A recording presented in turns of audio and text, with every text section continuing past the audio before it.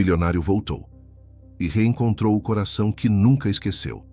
Ao abrir a porta da vizinha, ele viu o amor da infância. Anos se passaram, mas o milionário tremeu ao olhar nos olhos dela. Um reencontro inesperado. E o passado bateu mais forte que nunca. O que você acha que vai acontecer nessa história? Comente e não se esqueça de se inscrever no nosso canal e diga-nos de que cidade você nos está vendo. Se essa história te emocionar, seja ouvinte Premium. Há romances ainda mais profundos, intensos e secretos. Clique em Seja Membro agora e ouça as melhores histórias exclusivas por um preço barato. Acesse o link da descrição.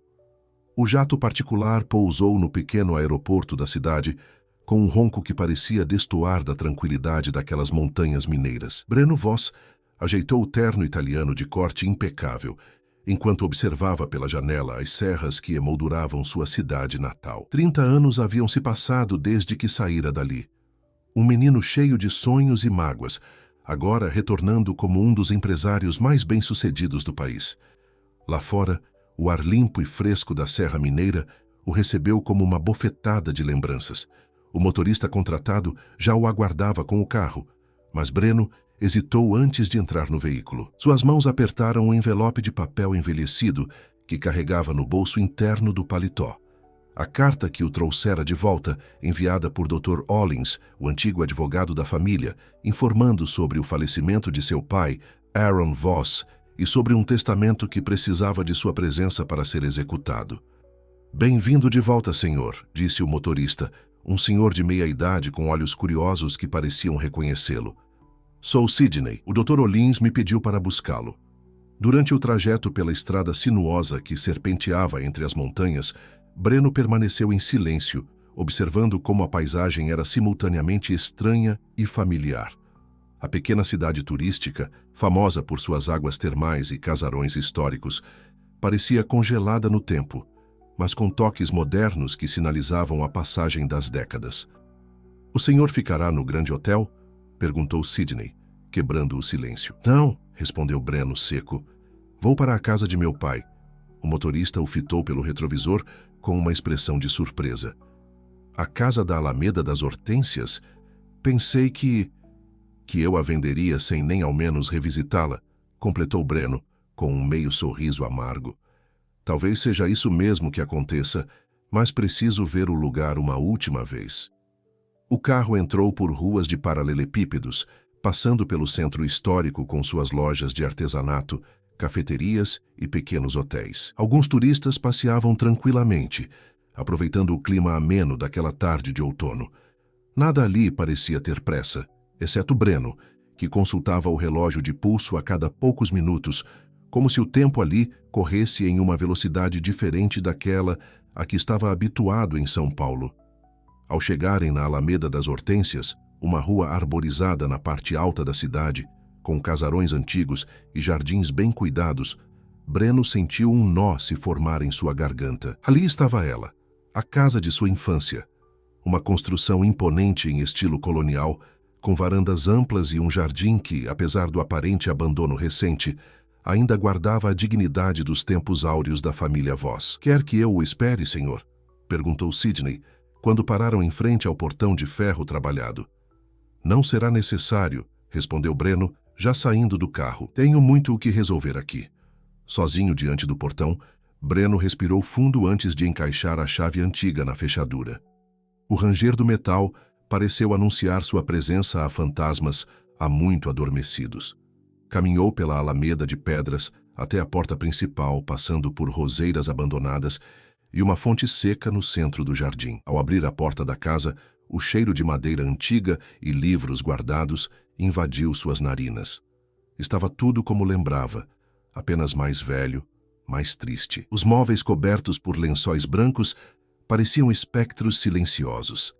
Breno caminhou pelo hall de entrada, seus passos ecoando no assoalho de madeira, e dirigiu-se instintivamente ao escritório de seu pai, no lado oeste da casa.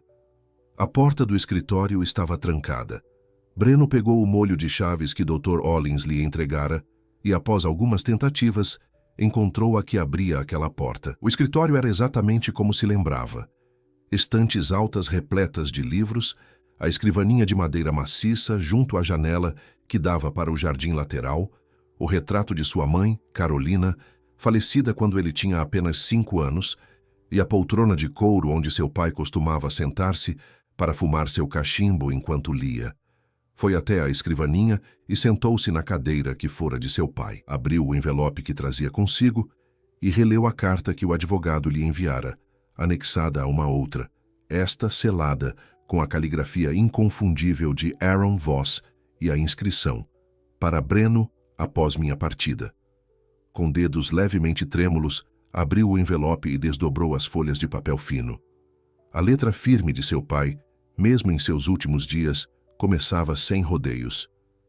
Meu filho, se está lendo esta carta, é porque já não estou mais entre os vivos. Há verdades que só tive coragem de confessar, sabendo que não estaria presente para ver a decepção em seus olhos. Verdades sobre as escolhas que fiz e que mudaram o curso de sua vida e da vida de outra pessoa. Breno parou de ler por um momento, sentindo o coração acelerar. Levantou-se e foi até a janela. O sol começava a se pôr atrás das montanhas, tingindo o céu de tons alaranjados. Foi então que seus olhos captaram um movimento na casa vizinha. Uma casa muito mais simples que a sua, com uma varanda coberta por trepadeiras floridas. Uma mulher saía para o jardim para recolher algumas roupas do varal. Mesmo à distância, e após tantos anos, Breno a reconheceria em qualquer lugar. O tempo havia sido gentil com ela, que mantinha a postura ereta e os cabelos, agora com alguns fios prateados, ainda longos como se lembrava. Era Helena Dorim, a garota da casa ao lado, sua vizinha, sua amiga de infância, seu primeiro e verdadeiro amor. Breno sentiu o ar faltar em seus pulmões. Recuou da janela, como se tivesse visto um fantasma. Voltou à escrivaninha e continuou a ler a carta de seu pai, agora com as mãos visivelmente trêmulas. Tudo começou no verão de 1993, quando percebi que você e a filha dos Dorim estavam ficando próximos demais. Helena era uma boa menina, disso nunca duvidei. Mas os Dorim não tinham nome, não tinham posses, não tinham o que oferecer a um Voss. E você, meu filho, estava destinado a coisas maiores do que aquela cidade poderia proporcionar. Breno deixou a carta cair sobre a mesa. Sabia o que viria a seguir. A revelação de como seu pai havia manipulado sua vida, afastando-o de Helena com a desculpa dos estudos no exterior. O que não sabia e temia descobrir era até onde tinha ido a interferência de Aaron Voss. Breno não conseguiu dormir naquela primeira noite na antiga casa dos Voss. A carta de seu pai, com revelações que apenas confirmavam suspeitas antigas, queimava em sua mente como brasas. Sharon havia confessado ter subornado o diretor do colégio onde Helena estudava para falsificar suas notas, fazendo-a perder a bolsa de estudos que havia conquistado para uma universidade em São Paulo, a mesma para onde Breno iria. Além disso, havia interceptado as cartas que ambos trocaram nos primeiros meses de separação. Fiz o que achei certo para seu futuro, escrevera Aaron na carta. Mas os anos me mostraram que talvez tenha roubado sua única chance de felicidade verdadeira. A manhã chegou com uma neblina típica das montanhas mineiras. Breno, após um café solitário preparado por Dona Zulmira, antiga empregada da família que concordara em voltar temporariamente para ajudá-lo, dirigiu-se ao escritório do Dr. Ollins, no centro da cidade. O advogado, um senhor de 70 anos com óculos de aros dourados e cabelos completamente brancos, o recebeu com um abraço caloroso. "Meu rapaz, quanto tempo! Vejo que os negócios lhe fizeram bem", comentou, observando o terno impecável e o relógio de luxo que Breno usava. "Os negócios sim, Dr. Ollins. Quanto ao resto..." Deixou a frase no ar, enquanto se sentava na cadeira em frente à escrivaninha de madeira antiga. "Imagino que tenha lido a carta de seu pai", disse o advogado, ajeitando os óculos. "Aaron passou seus últimos meses atormentado por remorsos.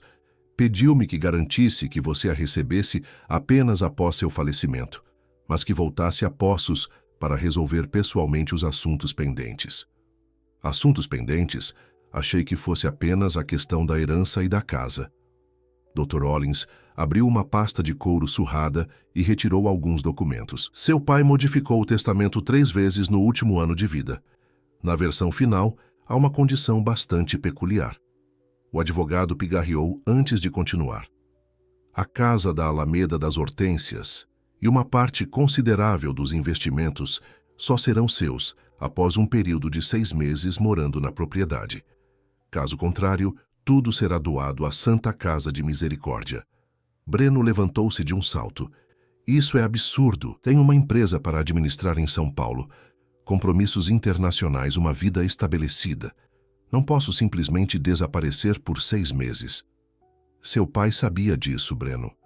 Creio que a intenção dele era justamente fazer você escolher entre a vida que construiu e a possibilidade de reparar o passado.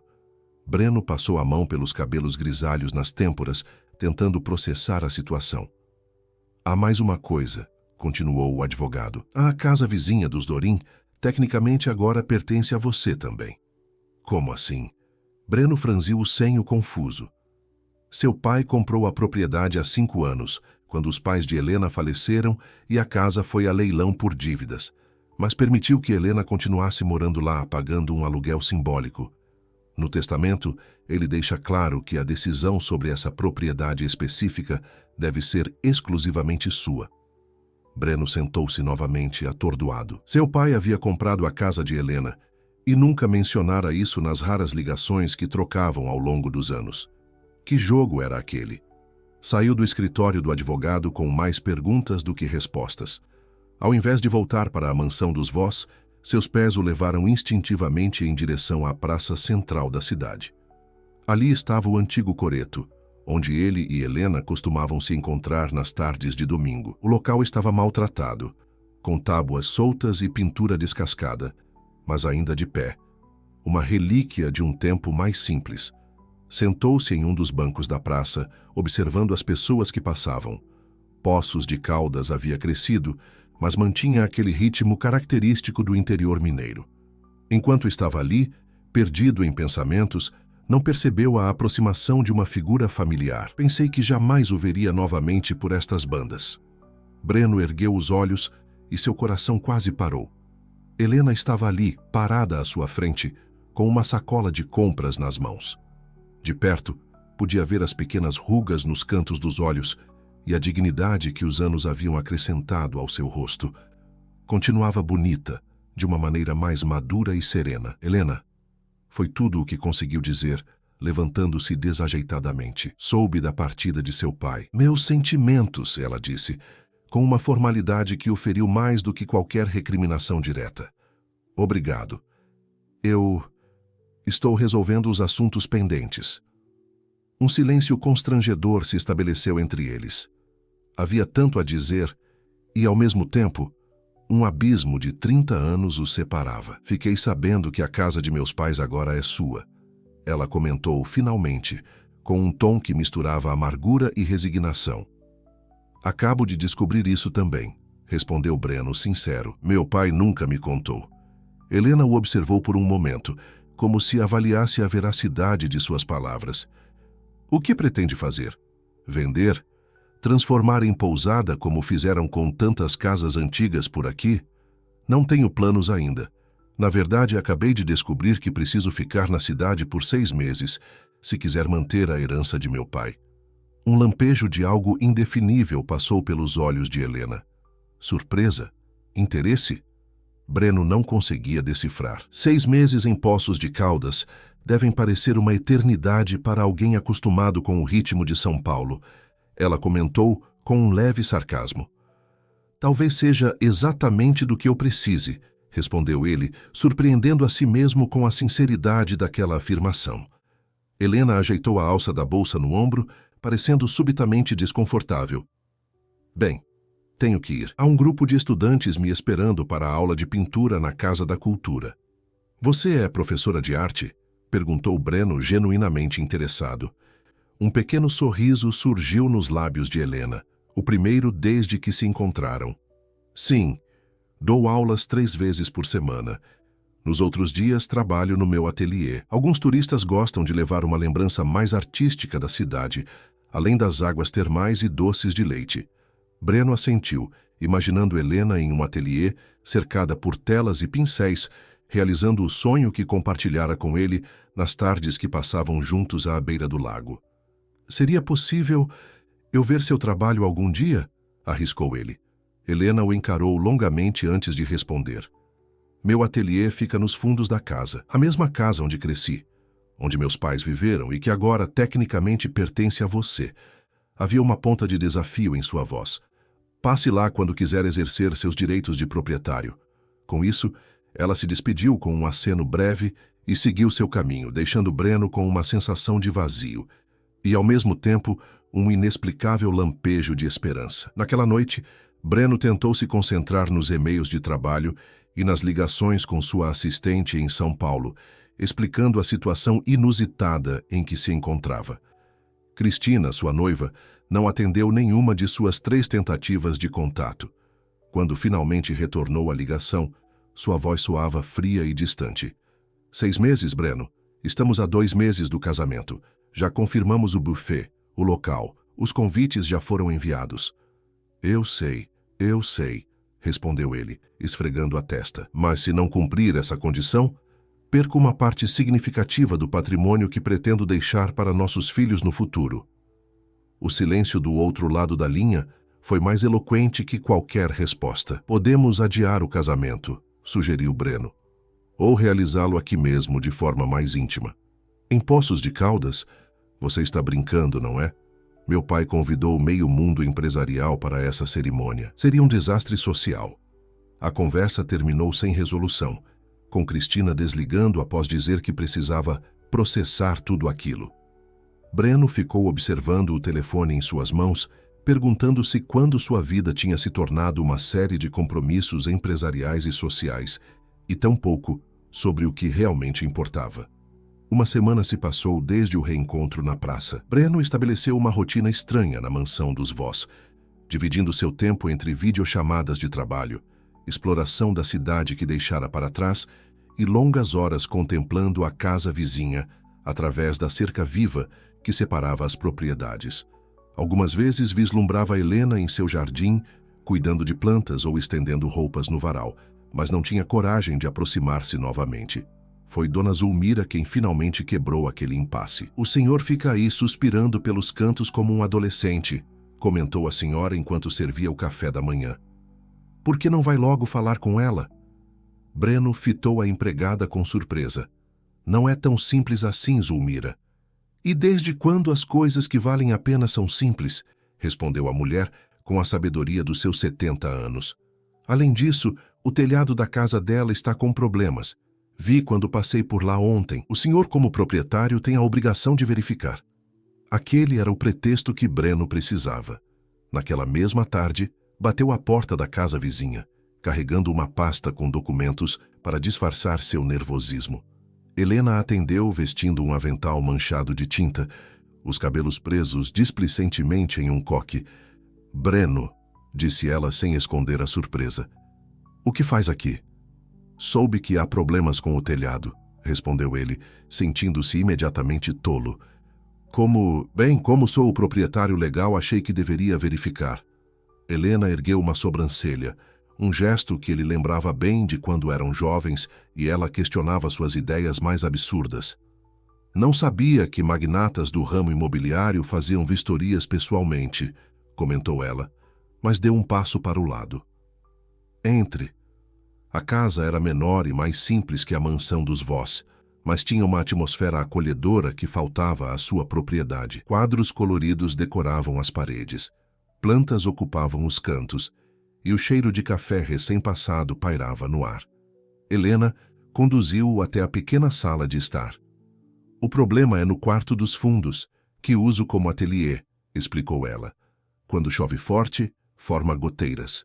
Breno a seguiu pelo corredor estreito até chegarem a um cômodo inundado pela luz natural que entrava por uma claraboia. O espaço era um caos organizado de telas, pincéis, potes de tinta e esboços. E ali, num cavalete central, estava uma pintura inacabada do antigo coreto da praça, capturado num entardecer dourado que realçava sua beleza decadente. É lindo, comentou Breno, genuinamente impressionado. É uma encomenda para a prefeitura. explicou Helena. Estão planejando uma restauração e querem registros artísticos do antes e depois. Breno aproximou-se para observar melhor, e seu olhar captou algo familiar em outro canto da sala. Uma série de retratos dispostos contra a parede, parcialmente cobertos por um pano. O que são esses? Perguntou, movendo-se instintivamente na direção das telas. Helena tentou interceptá-lo. Nada importante, apenas estudos antigos. Mas era tarde demais. Breno já havia afastado o pano e agora encarava, atônito, uma série de retratos seus, feitos em diferentes técnicas e estilos. Ele, aos 17 anos, sorrindo sob a sombra de uma árvore. Ele sério, com o uniforme do colégio, e outros claramente feitos após sua partida, baseados em fotografias de jornais e revistas de negócios.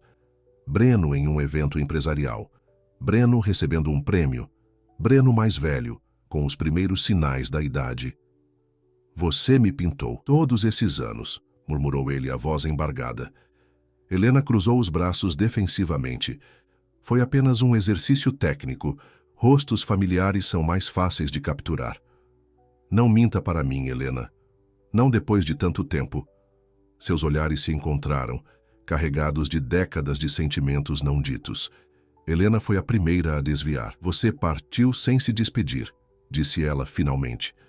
Um dia estava aqui, planejando nosso futuro em São Paulo, e no outro, simplesmente desapareceu. Pintá-lo foi a única maneira que encontrei de processar o abandono.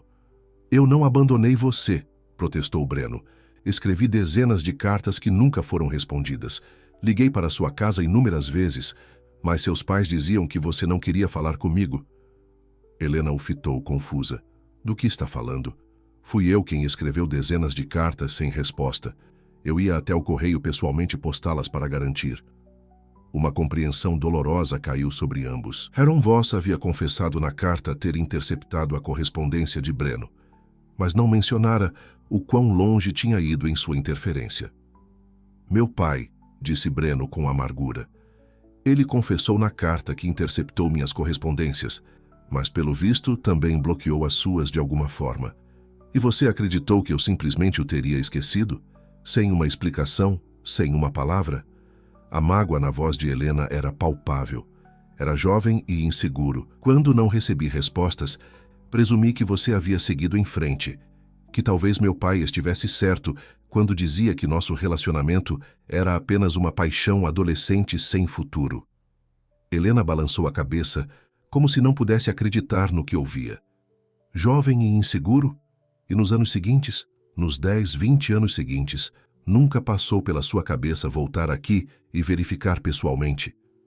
Breno não tinha resposta para aquilo. Como explicar que, com o tempo, havia se convencido de que era melhor deixar o passado para trás, que se enterrara no trabalho, construindo um império para provar que seu pai estava errado sobre tantas coisas, mas sem jamais questionar se ele estivera certo sobre Helena? Um silêncio pesado caiu entre eles, quebrado apenas pelo som distante de um trovão anunciando tempestade. Acho que deveria ir, disse Helena, finalmente. Pode mandar alguém verificar o telhado na semana que vem. Mas Breno não conseguia se mover. Seus olhos tinham captado algo mais no ateliê. Uma pequena caixa de madeira sobre uma prateleira, com entalhes que reconheceu imediatamente. Essa caixa, eu a fiz para você, na aula de marcenaria. Helena seguiu seu olhar e seu rosto empalideceu levemente. Você aguardou todos esses anos, continuou Breno, aproximando-se da prateleira. Por favor, não toque nisso, pediu Helena, mas havia mais súplica que autoridade em sua voz. Breno já havia alcançado a caixa. Ao abri-la, encontrou um maço de cartas amareladas, todas endereçadas a ele, todas devolvidas com o carimbo "Destinatário desconhecido" no endereço. Essas são as cartas que escrevi durante o primeiro ano depois que você partiu, completou Helena. Todas foram devolvidas. Depois disso, parei de tentar. Breno pegou uma das cartas com mãos trêmulas e a abriu, reconhecendo a letra delicada de Helena, agora desbotada pelo tempo. Querido Breno, faz um mês que você partiu sem despedida. Seu pai disse que foi sua escolha, que você pediu para não prolongar o sofrimento. Não acredito nisso, conheço seu coração. Algo aconteceu. algo nos separou. E não foram apenas os 400 quilômetros entre Poços e São Paulo. A chuva começou a cair lá fora. Primeiro como um murmúrio suave no telhado, depois intensificando-se. Uma gota d'água caiu dentro do ateliê, atingindo exatamente o retrato de Breno jovem, como uma lágrima artificial escorrendo pela tela. "O telhado", murmurou Helena, movendo-se para proteger suas obras. Breno colocou a carta de volta na caixa e ajudou-a a mover as telas para longe da goteira.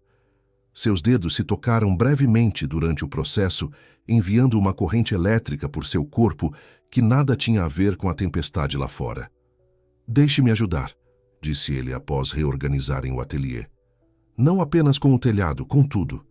Não preciso de sua caridade, Breno." "Não é caridade", respondeu ele firme. "É o mínimo que posso fazer depois de descobrir como meu pai manipulou nossas vidas."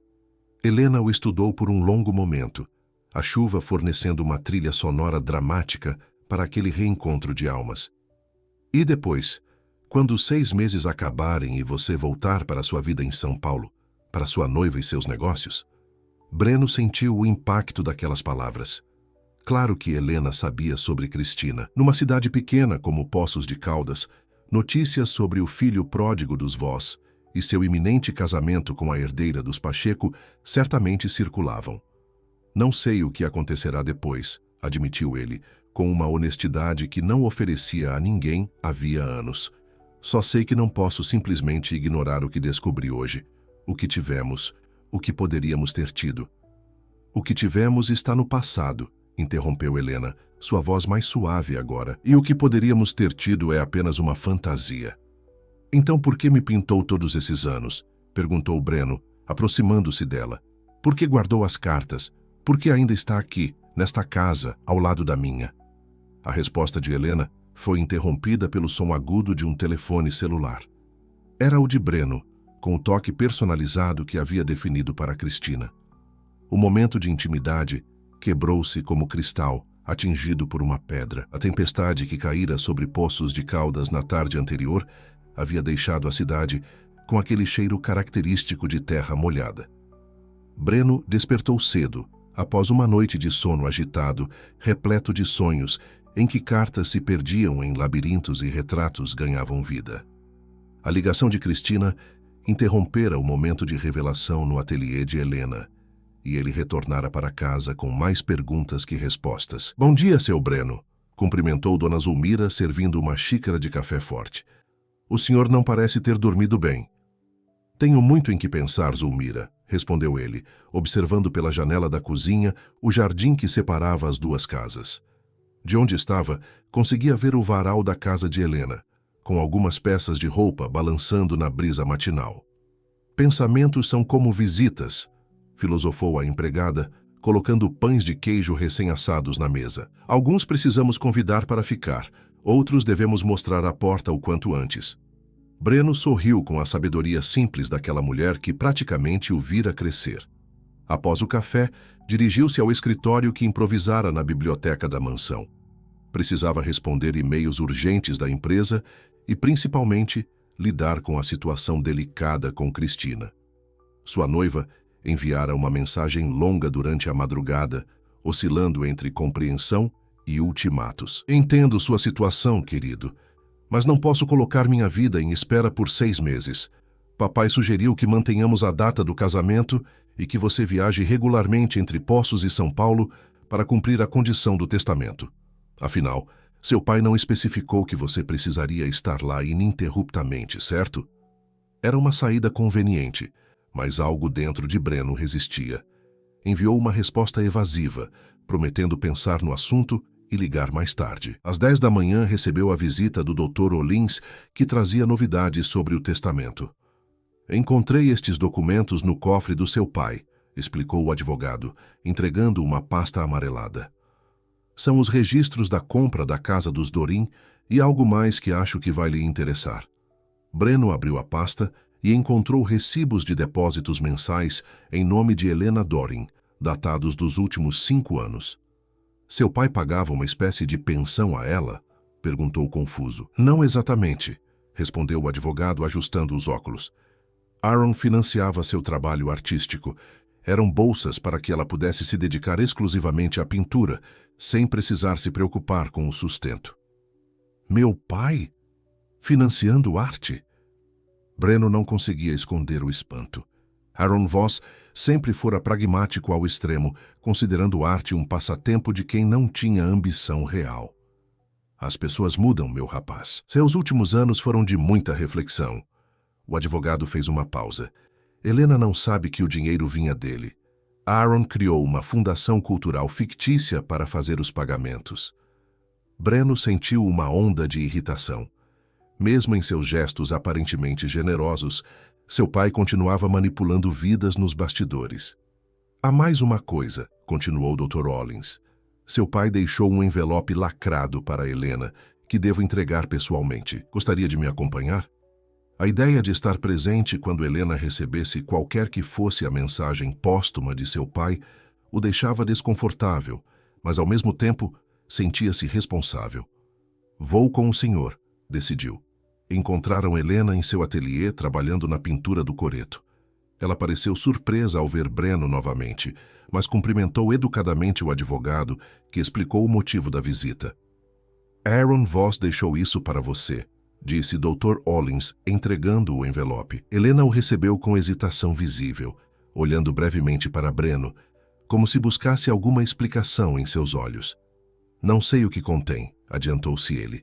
Acabei de descobrir sobre isso. Ela assentiu e abriu o envelope com cuidado. Dentro havia uma carta e um documento legal.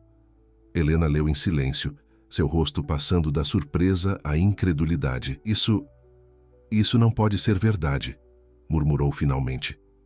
O que diz? Perguntou Breno, incapaz de conter-se. Helena estendeu o documento para ele. Era uma escritura transferindo a propriedade da casa dos Dorin para o nome dela, efetiva após a leitura do testamento de Aaron. Seu pai está me dando a casa, disse ela atordoada. E na carta, ele pede perdão, Dr. Hollins pigarreou discretamente. Na verdade, a transferência depende da assinatura de Breno, já que tecnicamente a propriedade passou para ele com o falecimento de Aaron. Mas a vontade expressa no testamento é clara. Helena e Breno se entreolharam, ambos processando o significado daquele gesto. Assinarei os papéis necessários hoje mesmo, disse Breno, sem hesitação. Após o advogado sair, prometendo retornar com os documentos para formalizar a transferência, um silêncio desconfortável instalou-se entre eles. Seu pai também financiava meu trabalho, revelou Helena finalmente. Acabo de descobrir que a Fundação Cultural Águas Claras era ele. Também descobri isso hoje, admitiu Breno. Parece que nos últimos anos ele tentou, à sua maneira torta, consertar o que fez. Helena dobrou cuidadosamente a carta e a colocou de volta no envelope. Isso não apaga o passado, disse ela com voz contida. Não devolve os anos que perdemos. Não devolve, concordou Breno. Mas talvez seja um ponto de partida para algo novo. O telefone de Breno tocou novamente. Era Cristina pela terceira vez naquela manhã. Ele silenciou o aparelho. Sua noiva parece persistente, comentou Helena com um leve sarcasmo. Estamos tendo dificuldades para ajustar expectativas, respondeu ele guardando o celular no bolso. Imagino que passar 6 meses enterrado numa cidadezinha do interior não estava nos planos de casamento dela. Nem nos meus, admitiu Breno. Mas agora não tenho certeza se quero que esses 6 meses passem rápido. Os olhos de Helena encontraram os dele, e por um momento, o tempo pareceu suspender-se entre eles. Mas ela rapidamente recuou, voltando sua atenção para a tela no cavalete. Tenho trabalho a terminar, disse pegando um pincel. E você provavelmente tem uma noiva esperando uma ligação. Breno assentiu, reconhecendo a dispensa, mas antes de sair, parou na porta do ateliê. Gostaria de jantar comigo esta noite? Na cidade, para conversarmos sobre tudo isso. Helena hesitou, o pincel suspenso no ar. Não acho que seja uma boa ideia, Breno. Por favor, insistiu ele. Apenas um jantar, como amigos antigos, tentando entender o que aconteceu com suas vidas. Após um longo momento, ela assentiu. Está bem, apenas um jantar. Naquela tarde, enquanto se preparava para o encontro, Breno finalmente retornou à ligação de Cristina. A conversa foi tensa desde o início. Finalmente, estou tentando falar com você o dia todo. A voz dela soava irritada. Papai quer saber se já decidiu sobre a proposta. Podemos manter a data do casamento? Cristina, preciso de mais tempo para pensar, respondeu ele, ajustando a gravata frente ao espelho. Estou descobrindo coisas sobre meu pai, sobre o passado, que estão me fazendo questionar muitas decisões. Que coisas? Do que está falando? A impaciência dela era palpável. É complicado explicar por telefone. Então venha a São Paulo este fim de semana e me explique pessoalmente. Estamos a menos de 10 semanas do casamento, Breno. Tenho a prova final do vestido, decisões sobre o buffet, a lista de presentes. Breno fechou os olhos, sentindo o peso daqueles compromissos sociais que antes pareciam tão importantes e agora soavam vazios. Não posso ir este fim de semana, disse finalmente, mas prometo que em breve teremos essa conversa pessoalmente. O silêncio do outro lado da linha foi gélido. É por causa dela, não é? Perguntou Cristina de repente. A artista Helena. Breno congelou. Como você sabe sobre Helena? Por favor, Breno. Você acha que não investigaria antes de aceitar me casar? Sei tudo sobre seu primeiro amor provinciano, o drama adolescente, como seu pai o salvou daquele relacionamento sem futuro. A voz dela destilava desdém. Só não achei que você cairia nessa armadilha de nostalgia aos 45 anos. Você não tem ideia do que está falando, respondeu ele, controlando a raiva crescente. Meu pai não me salvou de nada. Ele manipulou nossas vidas, mentiu, interceptou cartas. Oh, por favor, Cristina riu incrédula. Está me dizendo que vai jogar fora tudo o que construímos por causa de cartas de amor adolescentes? Acorde, Breno, você não é mais aquele garoto, e ela certamente não é mais aquela menina. As palavras atingiram Breno como um tapa. Havia verdade nelas, por mais cruel que fosse. Ele não era mais aquele jovem, e Helena não era mais aquela garota. Eram adultos com vidas separadas por décadas de escolhas e circunstâncias. Preciso desligar agora, disse ele friamente. Conversaremos depois.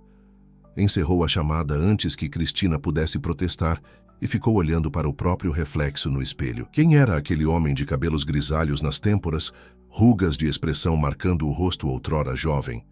E mais importante, o que ele realmente queria da vida, agora que o passado ressurgia com tanta força? O restaurante Vila Gianotti, instalado em um casarão histórico no centro de Poços de Caldas, mantinha aquela atmosfera elegante e discreta que agradava tanto aos turistas quanto aos moradores locais mais exigentes. Breno chegou alguns minutos antes do horário combinado e pediu uma mesa na varanda, de onde se podia contemplar a praça central iluminada e, ao fundo, o antigo coreto. Helena surgiu pontualmente às 8, vestindo um simples vestido azul marinho que realçava sua elegância natural.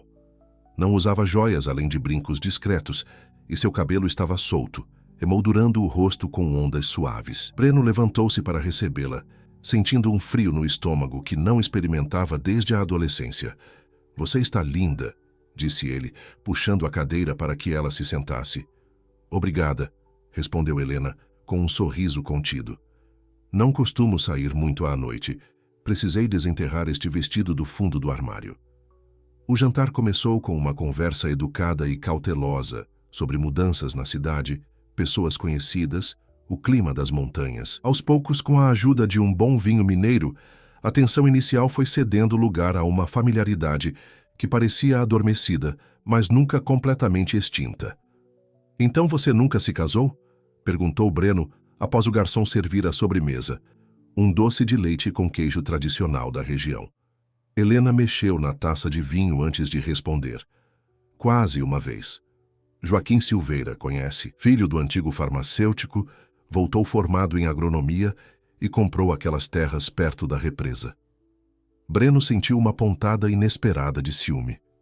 E o que aconteceu? Percebi que estava aceitando mais por solidão do que por amor, respondeu Helena, com sinceridade. Não seria justo com ele. Joaquim merecia alguém que o amasse completamente, não uma mulher que ainda guardava cartas de outro homem em uma caixa de madeira.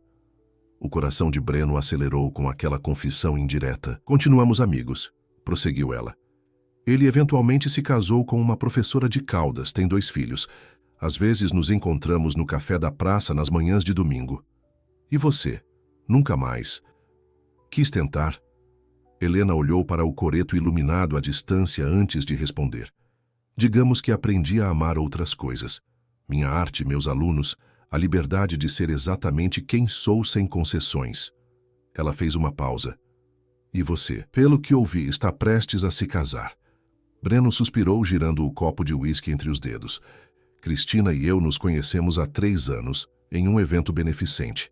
Ela é inteligente, determinada, vem de uma família tradicional do setor financeiro. Faz sentido em muitos aspectos. Faz sentido, repetiu Helena, com um meio sorriso. Não é bem o que uma mulher sonha ouvir sobre seu relacionamento. Não foi o que quis dizer, apressou-se Breno. Cristina é importante para mim. Mas? Helena inclinou-se ligeiramente, seus olhos penetrantes buscando algo além das palavras dele. Mas desde que voltei a Poços, desde que descobri o que meu pai fez, desde que a reencontrei, Breno fez uma pausa, procurando as palavras certas. Estou questionando muitas escolhas que fiz na vida. Helena desviou o olhar, voltando sua atenção para o coreto. Aquele lugar ainda existe, comentou, mudando deliberadamente de assunto. Embora esteja caindo aos pedaços, a prefeitura ameaça demoli-lo há anos, mas sempre falta verba para qualquer decisão. Era nosso lugar, disse Breno, seguindo o olhar dela. Lembro de cada domingo que passamos ali, você desenhando, eu lendo aqueles livros de ficção científica de que você zombava. Eu não zombava, protestou Helena rindo. Só achava engraçado seu entusiasmo com histórias de robôs e viagens interplanetárias. Ainda tenho aquela edição de Eu, Robô que você me deu no meu aniversário de 17 anos. Os olhos de Helena se arregalaram de surpresa. Você guardou? É um dos poucos objetos pessoais que levei comigo quando saí de Poços, admitiu Breno. Está um pouco desgastado de tantas releituras.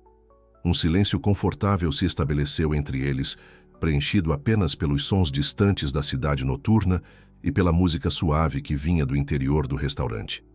Quer dar um passeio? Sugeriu Breno após pagar a conta. A noite está agradável. Helena hesitou por um momento, mas acabou assentindo. Caminharam lado a lado pela praça, seus passos naturalmente os levando em direção ao coreto. A estrutura de madeira pintada de branco desbotado parecia ainda mais frágil à noite, com algumas tábuas soltas e degraus bambos. Cuidado, advertiu Breno, oferecendo a mão para ajudá-la a subir os degraus. Helena aceitou o apoio, e o breve contato de suas mãos enviou uma corrente elétrica pelo braço de Breno. No centro do coreto, sob a pequena cúpula, o tempo parecia ter retrocedido. Quase podiam ouvir os ecos da banda municipal que ali tocava nos domingos de sua juventude. Seria uma pena se demolissem, comentou Breno, passando a mão pelo corrimão gasto. Há tanta história aqui. Tentei convencer a prefeitura a restaurá-lo em vez de demoli-lo, explicou Helena. Até apresentei um projeto com orçamentos, mas você sabe como é a burocracia municipal. Breno observou o lugar com novos olhos, imaginando-o restaurado, preservando a arquitetura original, mas com estrutura renovada. E se eu financiasse a restauração? Sugeriu de repente. Helena o encarou surpresa. O que disse? Posso financiar a restauração completa, como um presente para a cidade. Breno, isso custaria uma fortuna. Ele deu de ombros. Dinheiro é a única coisa que não me falta. E seria um projeto significativo, algo que realmente importa, não apenas mais um empreendimento comercial. Helena estudou seu rosto à luz suave dos postes da praça, como se tentasse decifrar suas verdadeiras intenções. Por que faria isso? Porque este lugar importa, respondeu Breno simplesmente. Para a cidade, para a história local, para nós. A última parte escapou antes que pudesse contê-la. Helena não respondeu imediatamente, seus olhos fixos nos dele, avaliando a sinceridade daquelas palavras. Não precisa fazer grandes gestos para se redimir, Breno, disse ela finalmente. O que aconteceu não foi culpa sua. Não é só por redenção, insistiu ele. É porque estar aqui, neste coreto, com você, me faz sentir algo que não sentia há décadas. Algo real. Helena desviou o olhar, visivelmente perturbada pela direção que a conversa tomava. Não podemos simplesmente voltar no tempo, disse ela baixinho. Somos pessoas diferentes agora. Eu sei, concordou Breno. Não estou sugerindo que retomemos de onde paramos. Seria impossível e provavelmente insensato. Mas talvez possamos descobrir quem somos agora um para o outro. Antes que Helena pudesse responder, foram interrompidos por uma voz vinda da praça. Helena, é você aí em cima? Um homem de aparência robusta, por volta dos 50 anos, aproximou-se do coreto. Mesmo na penumbra, Breno reconheceu Joaquim Silveira, agora mais velho e encorpado que o rapaz magricela que lembrava da juventude. Joaquim, cumprimentou Helena com evidente surpresa. O que faz por aqui a esta hora? Passei na sua casa para deixar aqueles remédios que você pediu, mas como não a encontrei, imaginei que poderia estar na praça, explicou Joaquim, subindo os degraus do coreto e lançando um olhar curioso para Breno. Vós? É você mesmo? Breno estendeu a mão. Em carne e osso, Silveira. Quanto tempo? Os dois homens se cumprimentaram com a cordialidade superficial de conhecidos distantes. Você voltou para o enterro de seu pai, imagino, comentou Joaquim. Meus sentimentos. Obrigado. Na verdade, estou passando uma temporada na cidade. Assuntos de família para resolver. Um silêncio desconfortável caiu sobre o trio, até que Helena o quebrou. Joaquim tem sido um grande amigo todos esses anos, explicou ela a Breno. Ele é quem cuida da minha saúde, praticamente me obrigando a tomar os medicamentos corretamente. Breno franziu o senho. Medicamentos? Helena lançou um olhar de advertência a Joaquim, que pareceu perceber tarde demais que havia tocado em um assunto delicado. Nada grave, desconversou ela. Apenas uma condição crônica que exige cuidados, pressão alta, você sabe como é. Mas Breno percebeu que havia mais naquela história. A forma como Joaquim desviou o olhar e o desconforto súbito de Helena indicavam que não se tratava apenas de pressão alta. Bem, já está ficando tarde, disse Helena descendo os degraus do coreto. Foi um jantar agradável, Breno. Obrigada. Posso acompanhá-la até em casa, ofereceu ele, mas Helena balançou a cabeça. Não é necessário. Joaquim vai pelo mesmo caminho, não é? Ela lançou um olhar significativo para o amigo, que assentiu prontamente. Claro, posso acompanhá-la. Breno não teve alternativa senão aceitar a dispensa educada. Despediu-se de ambos e ficou observando enquanto se afastavam, conversando em voz baixa. A postura protetora de Joaquim e a familiaridade com que Helena aceitava seu apoio provocaram em Breno uma sensação de exclusão que não experimentava desde a adolescência. Voltou para a mansão dos Voss com a mente repleta de perguntas. Que condição de saúde Helena escondia? Qual era exatamente a natureza de sua relação com Joaquim? E o mais perturbador, que direito tinha ele, depois de tantos anos ausente, de esperar fazer parte da vida dela novamente? Na manhã seguinte, Breno acordou com uma resolução clara. Telefonou para o prefeito, um antigo colega de escola, e marcou um almoço para discutir a restauração do coreto. Depois ligou para sua assistente em São Paulo, solicitando o envio de documentos específicos e a reorganização de sua agenda para as próximas semanas. Por último, enviou uma mensagem a Cristina. Precisamos conversar pessoalmente.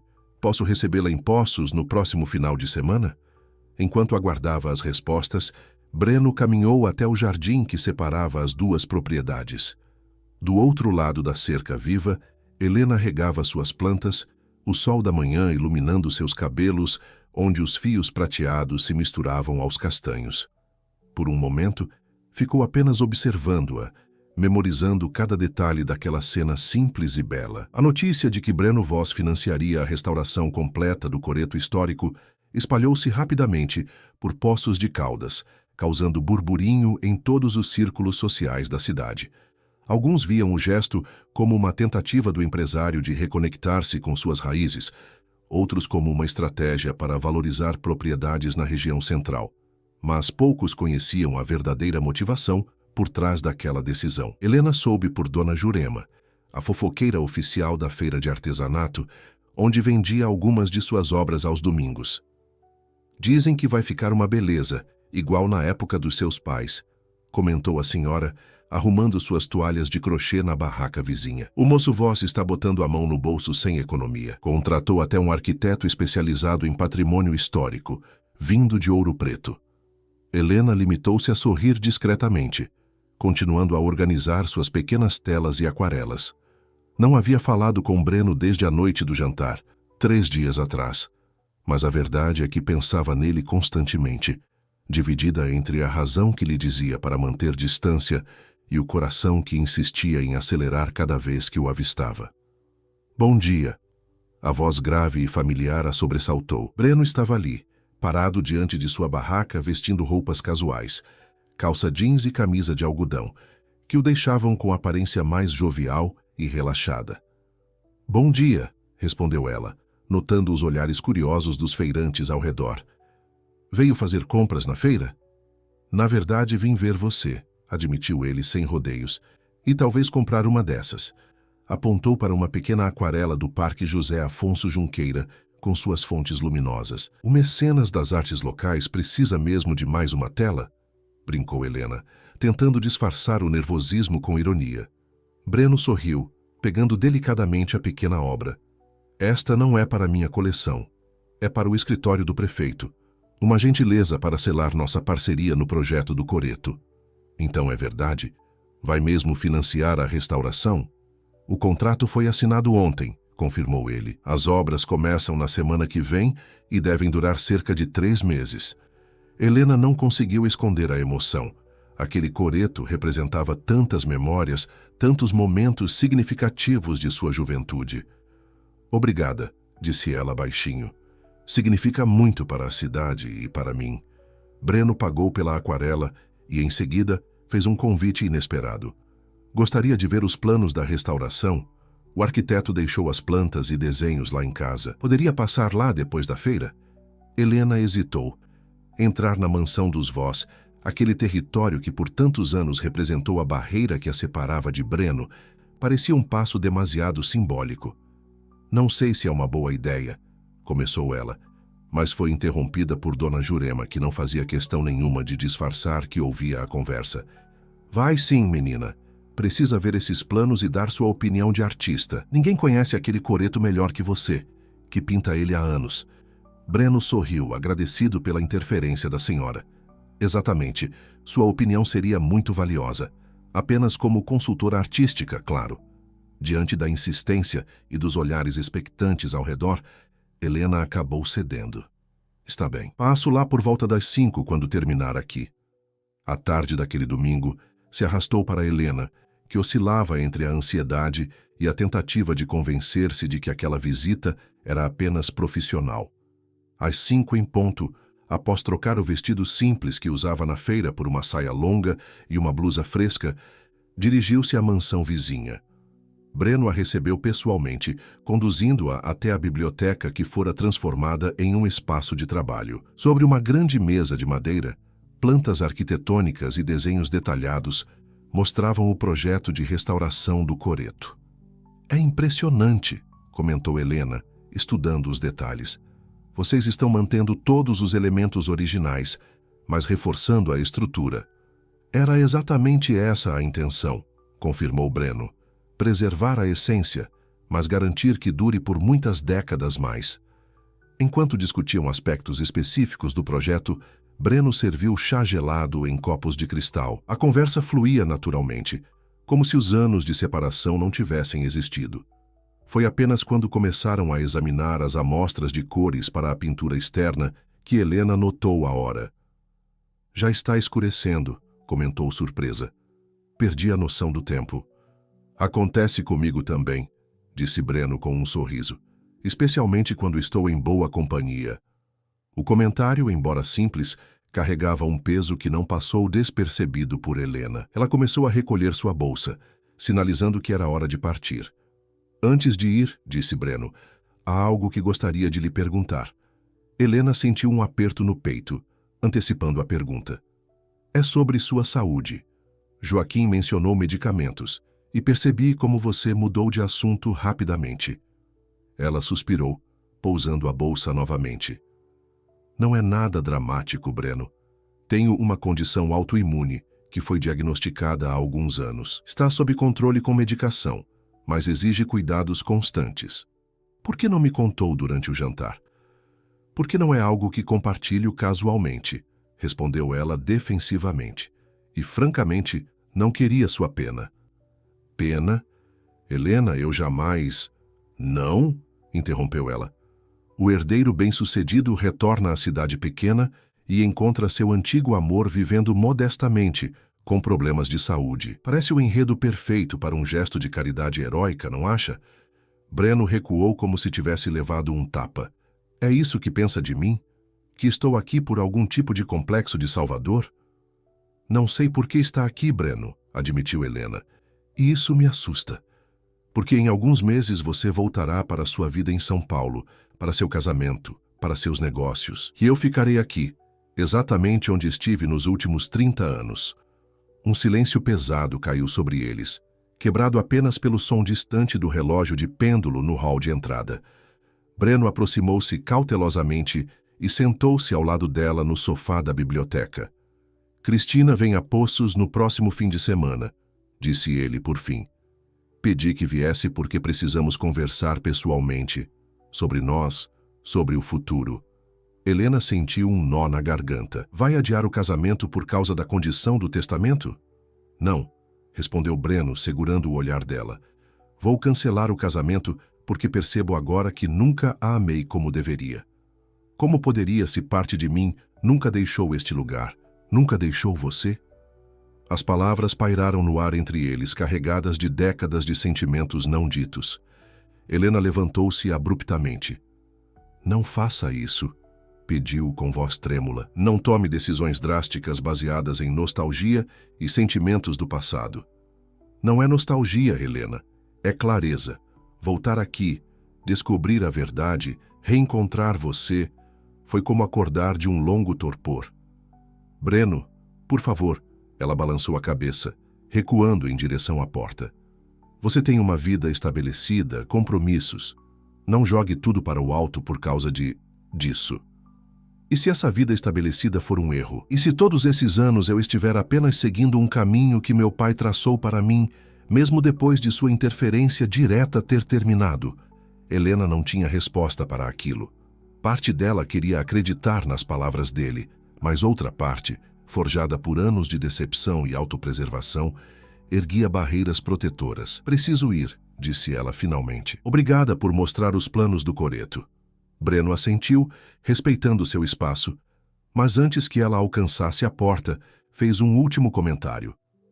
Helena, independentemente do que aconteça entre nós, a casa é sua. Já dei entrada nos papéis de transferência definitiva. Ela parou de costas para ele, e por um momento Breno pensou que ela diria algo, mas Helena apenas assentiu brevemente e saiu, deixando-o sozinho com seus pensamentos e com a certeza crescente de que não poderia mais voltar atrás. A semana seguinte transcorreu em um ritmo frenético para Breno. Entre reuniões virtuais com sua empresa, visitas ao escritório do arquiteto responsável pela restauração do coreto e preparativos para a chegada de Cristina, mal teve tempo de pensar na conversa tensa com Helena. Ou pelo menos, tentou convencer-se disso. A verdade é que cada decisão que tomava agora parecia girar em torno dela, mesmo quando tentava negar. Na sexta-feira, véspera da chegada de Cristina, recebeu uma visita inesperada. Joaquim Silveira apareceu na mansão dos Voss no final da tarde, com expressão séria e determinada. Precisamos conversar, anunciou assim que Breno o recebeu no hall de entrada. Breno conduziu-o até a varanda lateral, onde Dona Zulmira havia deixado uma jarra de limonada fresca. Os dois homens se sentaram em cadeiras de vime, observando o jardim que começava a ganhar as cores douradas do entardecer. É sobre Helena, começou Joaquim sem rodeios. Vim como amigo dela, porque a conheço há anos e me preocupo com seu bem-estar. Também me preocupo com ela, respondeu Breno cauteloso. Disso não tenho dúvidas. O que me preocupa é a natureza dessa preocupação. Joaquim tomou um gole de limonada antes de continuar. Helena, é mais frágil do que aparenta, Breno. Não apenas fisicamente por causa da doença, mas emocionalmente. Sua partida há 30 anos a marcou profundamente. Breno sentiu o peso daquelas palavras como chumbo no estômago. Sei que não foi culpa sua, prosseguiu Joaquim, para a surpresa de Breno.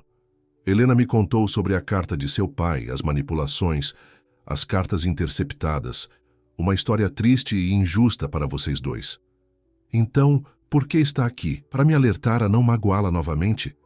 Sim e não, respondeu Joaquim com sinceridade. Estou aqui para garantir que você entende completamente a situação antes de tomar qualquer decisão. Que situação? Joaquim hesitou, como se ponderasse cuidadosamente suas próximas palavras. A condição de Helena é mais séria do que ela deixou transparecer. Não é terminal nem incapacitante no estágio atual, mas exige tratamento contínuo, acompanhamento médico regular e, eventualmente, pode se agravar. Breno sentiu o coração apertar. Que tipo de condição exatamente? Ela tem lúpus, revelou Joaquim, diagnosticado há cerca de 8 anos. É uma doença autoimune que pode afetar diferentes partes do corpo. No caso dela, principalmente as articulações e, ocasionalmente, os rins. Por que ela não me contou? Por orgulho, principalmente, e por medo. Medo de quê? De que você ficasse por pena ou obrigação. Helena tem pavor da ideia de ser um fardo para alguém. Foi por isso que terminou nosso relacionamento anos atrás, quando a doença foi diagnosticada. A revelação atingiu Breno como um soco. Então Helena e Joaquim realmente haviam sido mais que amigos. Vocês foram noivos por um breve período, confirmou Joaquim, sem constrangimento. Mas ela estava certa em terminar. Eu a amava, mas ela nunca conseguiu me amar completamente. Havia sempre uma parte dela inacessível, guardada para a memória de um garoto que partiu num verão distante. Breno não soube o que responder àquela confissão sincera. Não estou aqui para impedi-lo de se aproximar dela, continuou Joaquim. Ao contrário, talvez você seja a única pessoa capaz de alcançar aquela parte de Helena que sempre esteve fechada para o resto do mundo. Mas precisava saber da verdade sobre a saúde dela antes de seguir adiante. Obrigado por me contar, disse Breno finalmente. Isso não muda meus sentimentos por ela. Fico feliz em ouvir isso, respondeu Joaquim com um sorriso melancólico. Ela merece ser feliz. Sempre mereceu. Após a partida de Joaquim, Breno permaneceu na varanda até o anoitecer, processando tudo o que ouvira. A doença de Helena, o noivado com Joaquim, os anos de solidão disfarçada de independência e, sobretudo, o que tudo aquilo significava para as decisões que precisava tomar dali em diante. Quando a noite já havia caído completamente, tomou uma decisão. Pegou o telefone e fez uma ligação que adiara por dias. Cristina atendeu no segundo toque. Estou fazendo as malas, anunciou ela sem preâmbulos. Chegarei amanhã às 11 da manhã, conforme combinamos. Cristina, começou Breno, sentindo o peso da decisão que tomara. Há algo que preciso lhe dizer antes que venha. A luz dourada do final de tarde de setembro banhava o coreto recém-restaurado. 3 meses haviam se passado desde a conversa reveladora com Joaquim, e muita coisa mudara na vida de Breno nesse período. A restauração do coreto histórico, concluída em tempo recorde graças a recursos abundantes e mão de obra especializada, seria inaugurada oficialmente na manhã seguinte, com direito à apresentação da banda municipal e discursos das autoridades locais. Mas, naquele momento, o coreto estava vazio, exceto por Breno, que caminhava lentamente ao redor da estrutura, admirando o resultado do projeto. A madeira nobre brilhava com o verniz novo. A pintura branca resplandecia imaculada, e cada detalhe da arquitetura original havia sido meticulosamente preservado ou recriado. Era como se o tempo tivesse retrocedido, devolvendo ao local seu esplendor de décadas atrás.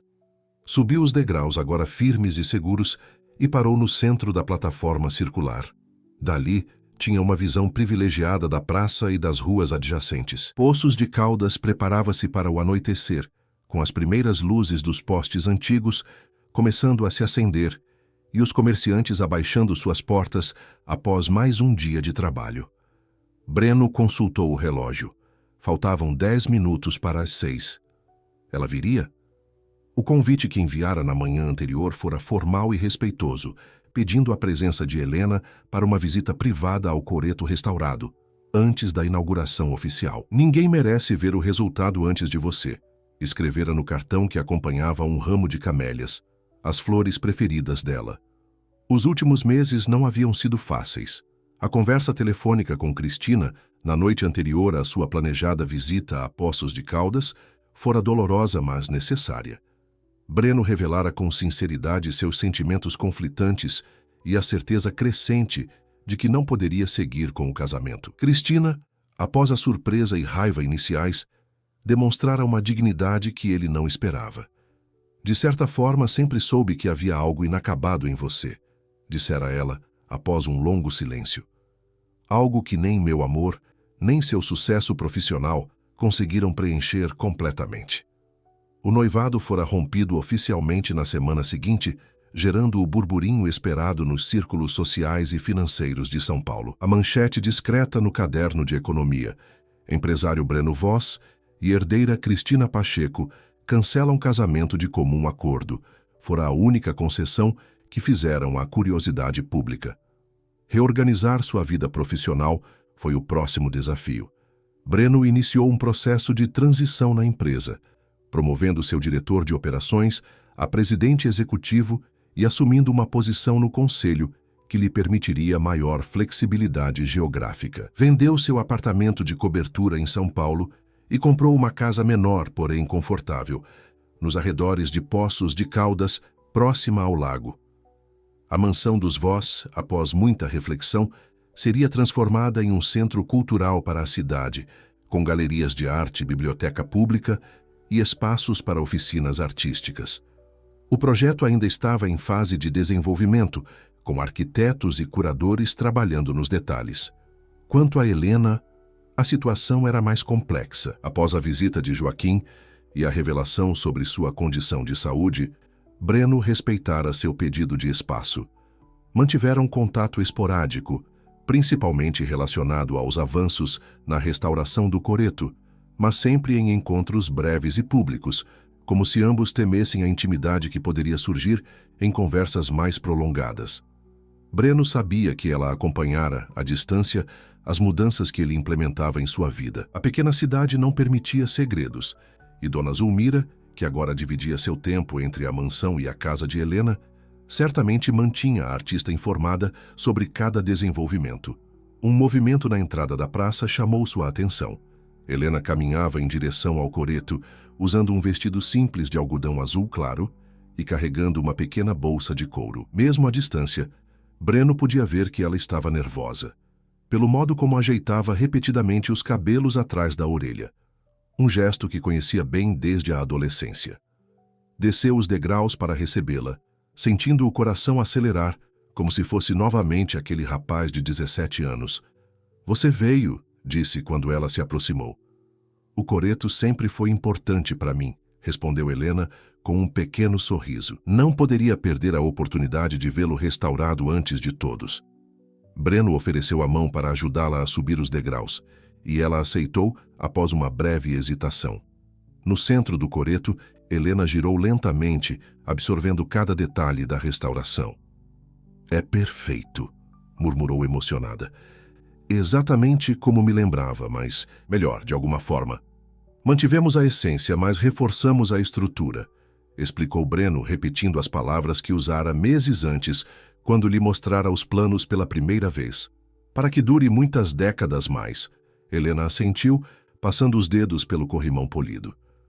"Fiz algo para a inauguração", disse ela, abrindo a bolsa e retirando uma pequena tela embrulhada em tecido.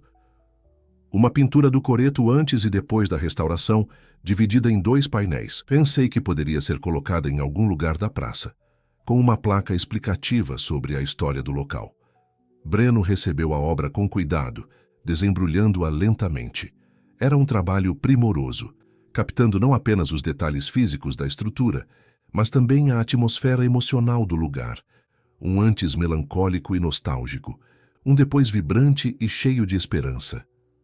"É linda, Helena. Obrigado." Ficaram em silêncio por alguns momentos, contemplando a pintura e, através dela, o caminho que haviam percorrido até ali. Soube que não se casará mais, comentou Helena, finalmente, sem olhar diretamente para ele. E que está se mudando definitivamente para Poços. As notícias correm rápido, respondeu Breno, com um meio sorriso. Dona Zulmira? Entre outros, admitiu Helena. A cidade inteira fala sobre o filho pródigo dos vós, que voltou para ficar e transformar a mansão familiar em centro cultural. E o que você acha disso tudo? Helena finalmente olhou nos olhos dele. Acho que você está tentando refazer sua vida com base em arrependimentos e nostalgia. E isso me preocupa, Breno. Não é nostalgia, protestou ele. É clareza. Voltar aqui, descobrir a verdade sobre o passado, reencontrar você, me fez perceber que passei décadas vivendo uma vida que não era realmente minha, seguindo um caminho traçado por meu pai, mesmo depois que sua influência direta cessou. E agora decidiu que seu verdadeiro caminho é aqui, em Poços de Caldas? Não necessariamente aqui, geograficamente, respondeu Breno, escolhendo as palavras com cuidado. Mas aqui, emocionalmente, perto do que realmente importa para mim. Helena desviou o olhar, visivelmente desconfortável com a direção da conversa. Joaquim me contou sobre sua visita, revelou ela após um momento, sobre o que conversaram. Breno não demonstrou surpresa. Imaginava que Joaquim, por lealdade, compartilharia o teor daquela conversa com Helena. Ele se preocupa com você, disse simplesmente. Ele não deveria ter falado sobre minha condição. Era meu direito contar ou não. Você está certa, e peço desculpas por isso, mas entendo por que ele fez isso. Temia que eu não compreendesse completamente a situação e acabasse magoando você novamente. Helena balançou a cabeça, frustrada. É exatamente por isso que não queria que soubesse. Não quero ser vista como frágil ou digna de pena. Nunca haveria assim, afirmou Breno com convicção. Você é a pessoa mais forte que conheço, Helena. Sempre foi. O sol começava a se pôr, tingindo o céu de tons alaranjados e projetando sombras alongadas pela praça. No coreto, a luz dourada criava uma atmosfera quase mágica, como se aquele momento existisse fora do tempo normal. Tenho uma coisa para lhe mostrar, disse Breno, retirando do bolso um pequeno livro de capa gasta. Reconhece? Os olhos de Helena se arregalaram em reconhecimento. Eu robô, murmurou ela. O livro que lhe dei no seu aniversário de 17 anos. Meu bem mais precioso durante todos esses anos, confirmou Breno, abrindo-o cuidadosamente. E dentro dele, guardei algo que pensei ter perdido para sempre. De entre as páginas amareladas, retirou um papel dobrado e o entregou a Helena. Ela o abriu com dedos trêmulos e imediatamente reconheceu sua própria caligrafia adolescente. Para Breno, no dia em que completamos 1 ano juntos. Em cada história deste livro, há um pouco de você, curioso, inteligente, sonhador. Um dia, contaremos nossa própria história, tão extraordinária quanto as aventuras destes robôs. Com amor eterno, Helena. Lágrimas silenciosas escorriam pelo rosto dela, enquanto lia aquelas palavras escritas com tanto carinho e esperança décadas atrás. Guardei essa dedicatória comigo por 30 anos, disse Breno suavemente. Nas horas mais difíceis, nas decisões mais importantes, ela sempre esteve lá, lembrando-me de uma promessa não cumprida, de uma história interrompida. Breno, não estou aqui por nostalgia ou por culpa, Helena. Estou aqui porque finalmente entendi que minha vida só faz sentido completo quando você faz parte dela. Helena enxugou as lágrimas com as costas da mão, tentando recompor-se. Não podemos simplesmente retomar de onde paramos, disse ela, repetindo o argumento que usara meses antes. Somos pessoas diferentes agora. Eu sei, concordou Breno. Não quero voltar ao passado. Quero construir algo novo, baseado em quem somos hoje, com tudo o que vivemos e aprendemos.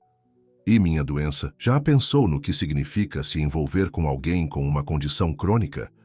Pensei em tudo, respondeu ele sem hesitação. Pesquisei sobre lúpus, conversei com especialistas, entendi os desafios, e nada disso mudou o que sinto. Helena balançou a cabeça, como se ainda não pudesse acreditar completamente. Por que eu, Breno? Depois de tanto tempo, tantas experiências, tantas pessoas que deve ter conhecido. Por que ainda seria eu? Breno sorriu, olhando para o céu que escurecia gradualmente. Lembra quando ficávamos aqui aos domingos? Você desenhando, eu lendo ficção científica? Lembro. Um dia, conversamos sobre as leis da robótica de Asimov, e você disse algo que nunca esqueci.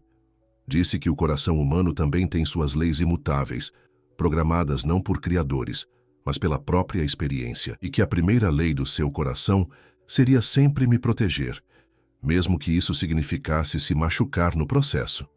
Helena cobriu a boca com a mão, surpresa por ele se lembrar daquela conversa aparentemente trivial. Durante todos esses anos, continuou Breno, descobri que meu coração tem a mesma lei fundamental. Mesmo sem saber, mesmo tentando seguir em frente, ele sempre voltava a você, não por obrigação ou nostalgia, mas por uma certeza profunda e inescapável. No horizonte, as primeiras estrelas começavam a pontilhar o céu, enquanto as luzes da cidade se acendiam uma a uma. No coreto, os dois permaneciam em um pequeno círculo de luz dourada, como personagens suspensos entre o passado e o futuro. Não estou pedindo uma resposta imediata, disse Breno gentilmente. Nem promessas ou compromissos. Só peço uma chance de descobrirmos juntos que história podemos construir agora. Helena olhou para a pequena nota em suas mãos, para o livro gasto pelos anos, para o coreto restaurado que os abrigava. Tantos símbolos de um passado preservado e, ao mesmo tempo, renovado. Tenho medo, admitiu finalmente. Medo de acreditar novamente e me machucar. Medo de que você se arrependa e perceba que idealizou algo que não existe mais. Também tenho medo, confessou Breno. Medo de desperdiçar mais tempo, de não ser quem você precisa, de não saber como amar adequadamente após tantos anos focado apenas em conquistas materiais. Um sorriso suave surgiu nos lábios de Helena. Pelo menos estamos sendo honestos sobre nossos medos. É um começo melhor do que tivemos da primeira vez. Muito melhor, concordou Breno, sentindo um lampejo de esperança crescer em seu peito. Naquele momento, as luzes automáticas do coreto se acenderam, banhando-os em um brilho suave e acolhedor. Era como se o próprio lugar aprovasse aquela reconciliação, aquele novo começo. Helena deu um passo à frente, diminuindo a distância entre eles. Uma chance, disse ela baixinho, para descobrirmos essa nova história, juntos. Breno estendeu a mão e Helena a aceitou, entrelaçando seus dedos nos dele. Não era um gesto grandioso ou dramático, mas carregava o peso de décadas de espera, o alívio do perdão e a promessa suave de um futuro compartilhado. Permaneceram assim, de mãos dadas no coreto iluminado, enquanto a noite caía completamente sobre Poços de Caldas. A cidade ao redor continuava sua rotina, alheia ao pequeno milagre que acontecia em seu centro histórico, a história de duas almas que, separadas por circunstâncias e tempo, finalmente encontravam o caminho de volta uma à outra. E no dia seguinte, quando o coreto fosse oficialmente inaugurado com música e celebração, poucos saberiam que sua verdadeira renovação já havia acontecido naquela noite tranquila, quando dois corações finalmente completaram uma promessa feita décadas atrás, sob as mesmas estrelas que agora testemunhavam seu recomeço. A primeira lei do coração, murmurou Helena, lembrando-se das palavras de sua juventude. Proteger o que amamos mesmo que custe tudo. A segunda lei, continuou Breno, aproximando-se mais, perdoar o passado para construir o futuro. E a terceira? Perguntou ela, com um sorriso nos lábios. A terceira lei é mais simples, respondeu ele, tocando suavemente seu rosto. Nunca desistir de uma história que vale a pena ser contada.